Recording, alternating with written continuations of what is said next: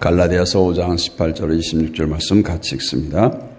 너희가 만일 성령의 인도하시는 바가 되면 율법 아래에 있지 아니하리라. 육체의 일은 분명하니 곧 음행과 더러운 것과 호색과 우상숭배와 주술과 원수 맺는 것과 분쟁과 시기와 분냄과 당짓는 것과 부밀함과 이단과 투기와 술취함과 방탕함과 또 그와 같은 것들이라. 전에 너희에게 경계한 것 같이 경계하노니 이런 일을 하는 자들은 하나님의 나라를 유업으로 받지 못할 것이요 오직 성령의 열매는 사랑과 희락과 화평과 오래 참음과 자비와 양성과 충성과 온유와 절제니 이 같은 것을 금지할 법이 없느니라. 그리스도 예수의 사람들은 육체와 함께 그 정욕과 탐심을 십자가에 못 박았느니라. 만일 우리가 성령으로 살면 또한 성령으로 행할지니 헛된 영광을 구하여 서로 노엽게 하거나 서로 투기하지 말지니라. 아멘.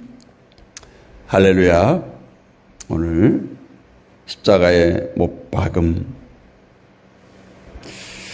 24절 말씀이죠. 그리스도 예수의 사람들은 육체와 함께 그 정욕과 탐심을 십자가에 못 박았느니라.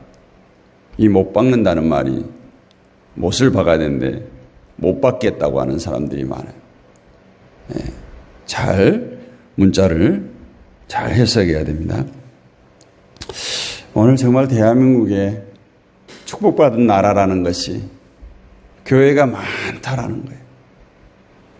요즘에는 이제 네온 십자가가 많이 없는데 전에 도시에서 이 옥상 가서 이렇게 야경을 내려다보면 정말 십자가가 촘촘하게 그렇게 등을 밝히고 있는 것을 볼 수 있었습니다.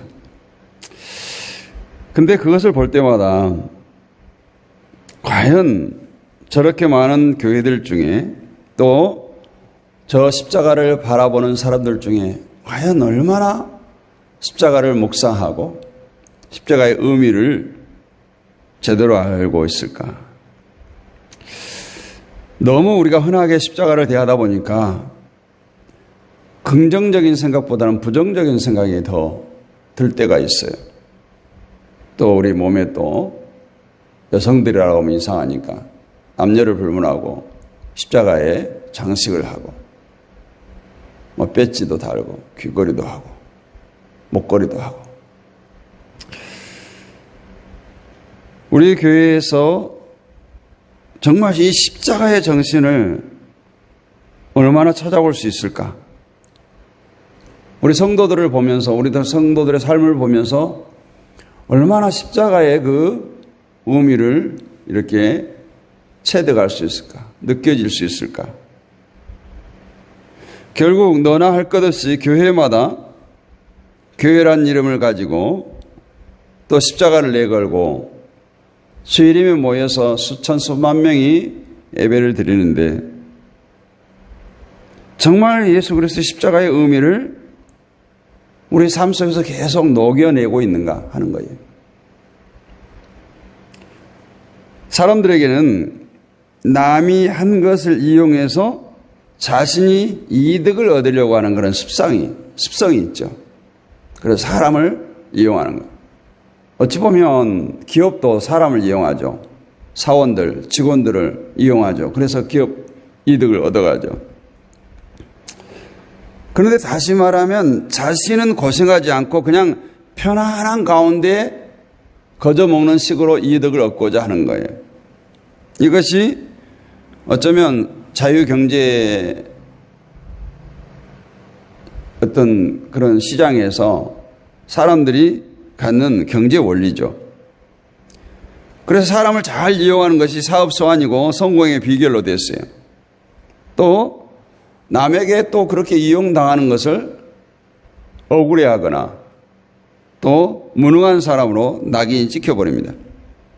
그래서 사람들은 이용당하지 않고 이용하기 위해서 애쓰는 거예요. 그런데 교회도 마찬가지가 아닐까. 유능한 목사님들 교인들을 훈련시켜서 교인들을 잘 이용한 사람들이에요. 또 이용한다는 표현이 좀 적절하지 못할지 모르지만 또 성도들을 적재적소에 잘 사용하는 것이 능력 있는 목회자라고 말합니다. 또 회사의 경영에도 똑같이 적용되겠죠. 그래서 성도들도 그 재능을 잘 간파해서 적절하게 활용하는 것이 교회에 성공한 것이다. 한마디로 세상의 인사관리와 교회의 인사관리가 똑같다는 거예요. 그래서 대형교회는 경영자가 있어요. 목회자 외에 경영자가 있다는 거예요. 이러한 사람들에게는 이 십자가의 의미, 십자가의 존재도 이용의 대상이 될 수밖에 없다라는 거죠.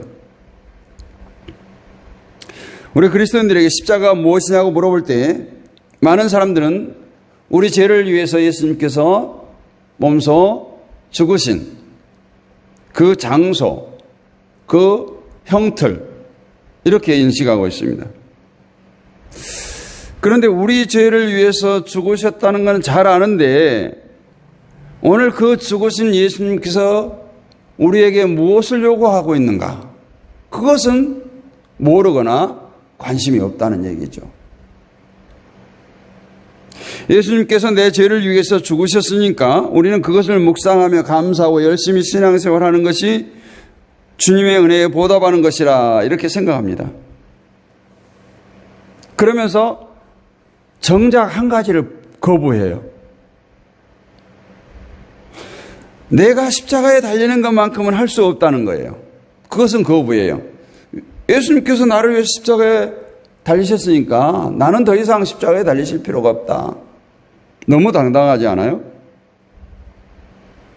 즉 나에게 손해가 안 되는 한도 내에서 신앙생활을 하겠다는 거죠. 진심으로 십자가를 아는 성도는 24절 말씀처럼 자기 정욕과 욕심까지도 주님과 함께 십자가에 못 박혔다는 것을 아는 거예요. 그런 사람이 어찌 나를 주장하겠어요? 내가 손해 안 보고 내 이득을 취하기 위해서 남을 짓밟겠어요? 십자가는 내가 천국 가기 위한 내가 이용해 먹는 그런 도구가 아니에요. 목사가 일 잘하기 위해서 이용하는 도구가 아니에요. 성도는 자신이 십자가에 못 박히고 그 안에 주님이 살아계시는 거예요. 그것이 성도예요. 교회의 어떤 직분을 막론하고 내 안에 주님이 살아계신다는 것은 나에게서 나오는 것은 주님의 것이지 내 것이 아니라는 뜻이에요. 그러니까 내 안에서 주님이 나타나는 거예요. 예수의 향기가 드러나는 거예요. 나를 보면 안 믿는 친구들이 야, 저 예수쟁이 지긋지긋해야 할 정도로 예수가 나와야 된다는 거예요.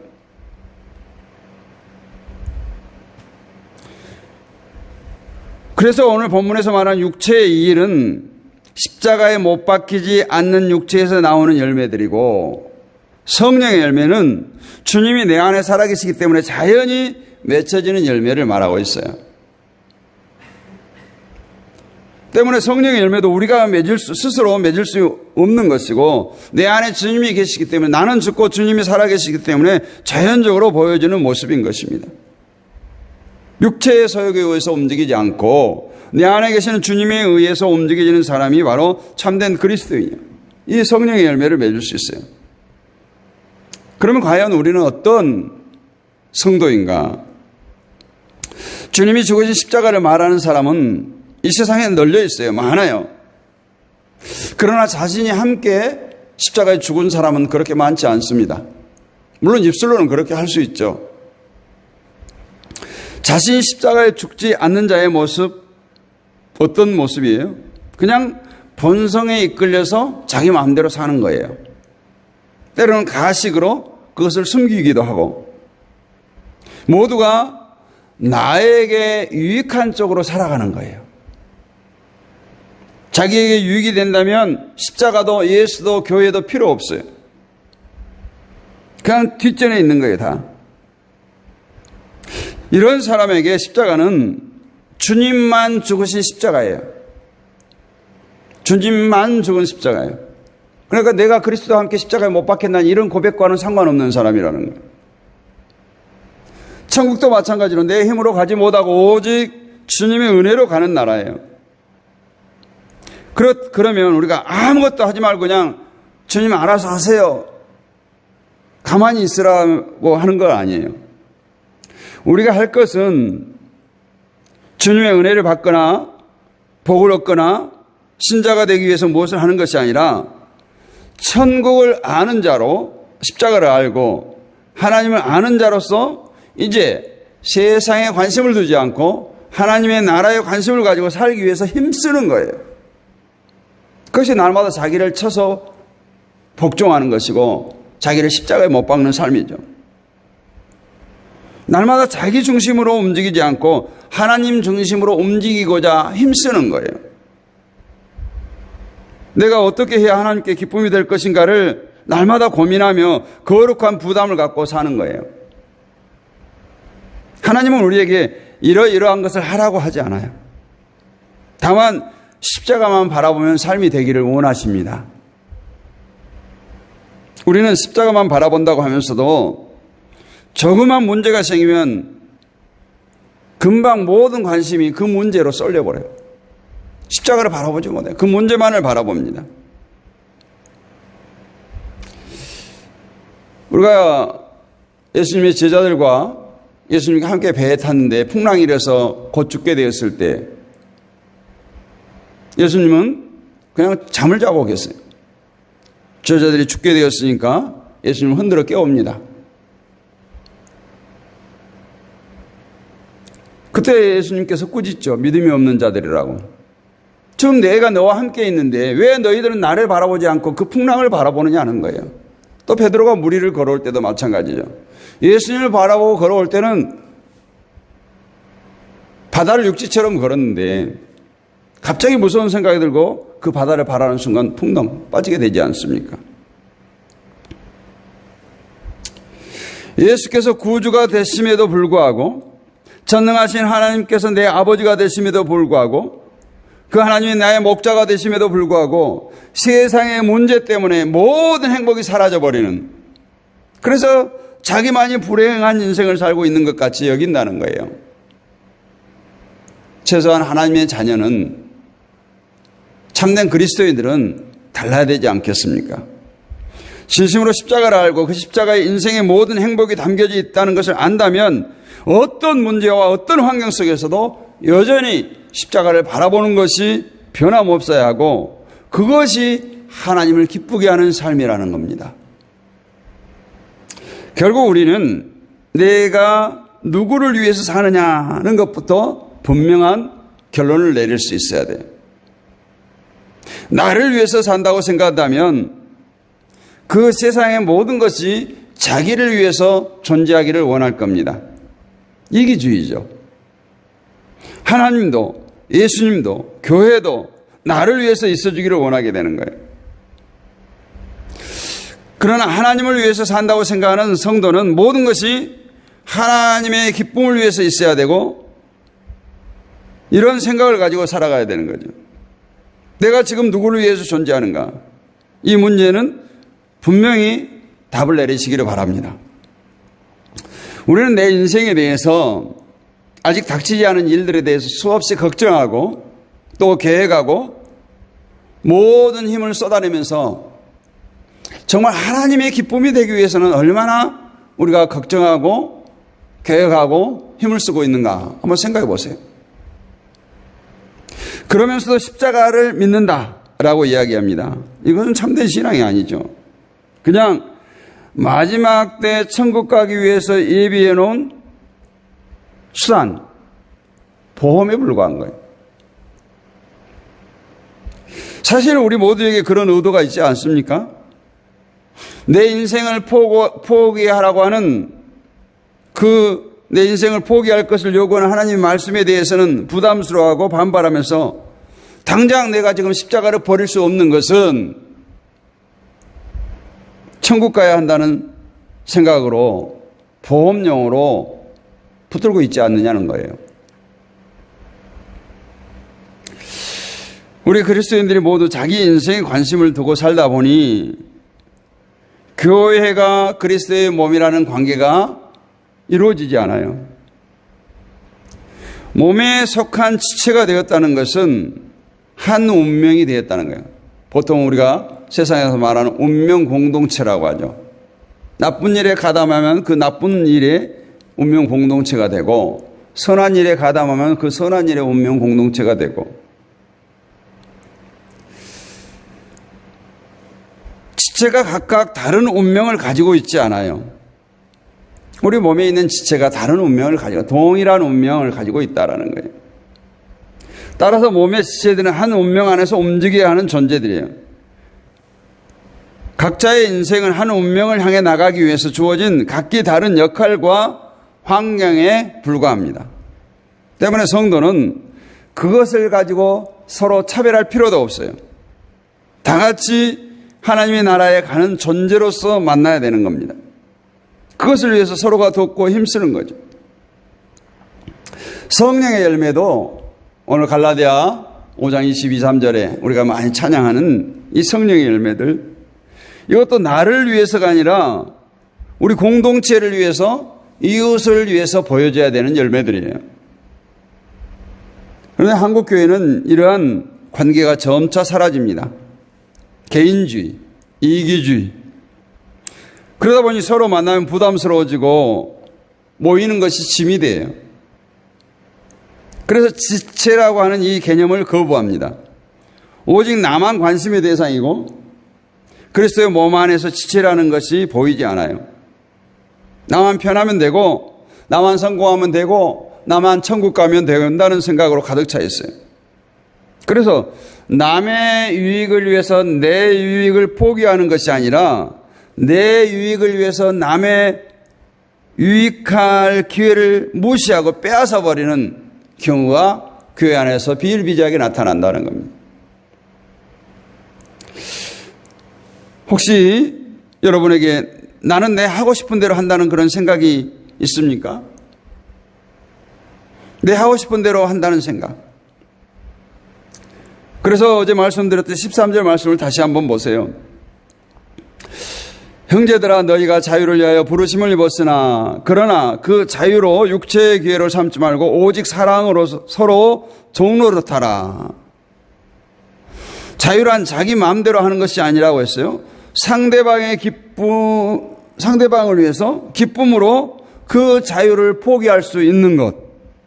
그것이 참된 자유라는 거예요. 결국 자유는 사랑 안에서 움직이는 겁니다. 이러한 모습은 십자가에 자신을 못 박지 아니한 사람에게는 전혀 불가능한, 보여줄 수 없는 일들이에요. 여러분, 왜 항상 자신의 육신의 문제만이 심각한 것입니까? 왜 주님의 문제에 대해서는 심각함이 없습니까? 그것은 주님께 대한 심각함이 없기 때문에 다른 지체의 문제에 대해서도 심각하게 여기지 않아요. 나는 손가락에 가시만 찔려도 아야 하면서 우리 공동체 안에 다른 지체가 다리가 부러져도 관심이 없어요. 그래서는 안 되죠. 내 아픔처럼 여기는 거예요. 십자가에는 나만 달리는 게 아니에요. 우리 모두가 달리는 거예요. 그래서 지체라고 해요. 이제 주변에도 함께하는 지체들에게도 관심을 가지고 사시기를 바랍니다. 정말 우리들의 육신의 정욕과 탐심은 십자가에 못 박고 그리스도가 내 안에 살아계시고 끊임없이 그 주님의 간섭을 받는 가운데 우리들에게 성령의 열매가 보여지기를 바랍니다. 그것이 진심으로 십자가에 못 박는 삶이에요. 그것이 주님과 함께 사는 성도의 모습입니다. 오늘 말씀을 다시 정리하면 성령에 붙들린 사람, 성령에 이끌리는 사람은 더 이상 율법 아래 있지 않는다고 했어요. 율법은 외적인 기준이지만 성령은 우리 내면의 인도자십니다. 내가 뭘 한 것 같지만 내 안에 계신 예수 그리스도, 이미 나는 죽었고 내 안에 살아계신 그 주님께서 성령을 통해서 살아가게 하십니다. 육체의 일은 너무너무 자명하죠. 육체의 일은 공동체를 파괴할 뿐입니다. 반대로 성령의 열매는 공동체를 세우고 하나 되게 하는 겁니다. 예수님의 사람은 자신의 욕망을 십자가에 못 박은 사람이에요. 자신의 욕심을, 탐심을 다 십자가에 못 박은 사람입니다. 육체의 욕구를 따르지 않기 위해서 모든 걸 십자가에 못 박고 그것과의 싸움에서 이기고자 발버둥 치는 것, 그것이 바로 그리스도인의 삶은 아니겠습니까? 그래서 성령으로 산다는 것은 순간순간 내 뜻대로 살지 않고 성령의 뜻을 따라 사는 거예요. 그 열매는 오늘 갈라디아 5장 22절로 23절로 드러나게 됐어요. 성령이 충만한 사람, 내 안에 예수로 충만한 사람은 겸손하고 화평합니다. 성령의 인도하심을 따라 성경적 형통의 축복을 누리게 되는 거예요. 성경적 형통이라고 제가 말씀드렸어요. 내 소원, 내 계획하는 것이 이루어지는 것이 형통이 아니라 하나님께서 원하시는 바로 따라갈 때 형통한 거예요. 그러한 사람은 바로 성령의 열매를 주렁주렁 맺는 행복한 성도가 되는 거예요.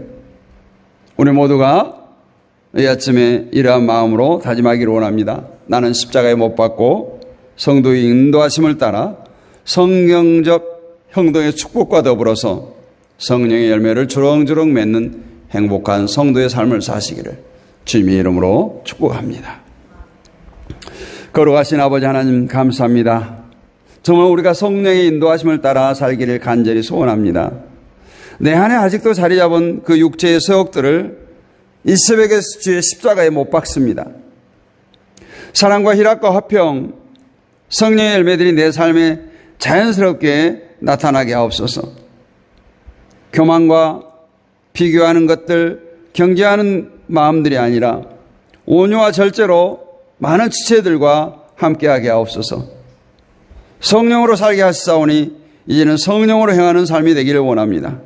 이 새벽에도 그러한 갈망하는, 그러한 갈급해하는 심령들이 깨어 기도합니다. 이 새벽에 그들을 한 사람 한 사람 만나주시고 만져주시옵소서.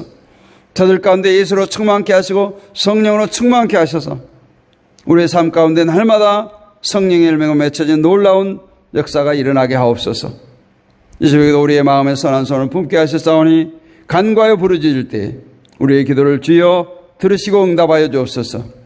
우리들의 삶의 터전을 축복하여 주옵시고 가정과 섬기는 교회와 어려서 난 자녀들을 축복하여 주옵소서.